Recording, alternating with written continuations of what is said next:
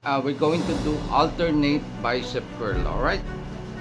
So you can really feel yung pagka heavy duty nung ating resistance bands, no? So no more worries to adjust on the tension, no? Kasi nung una talaga naman inaalalayan natin kasi parang feeling ko talaga mag-i-snap talaga from dun sa previous na ginagamit natin. Unlike this one, heavy duty, so you can do really hardcore workout with bicep curl on the 40 pounds tension resistance band.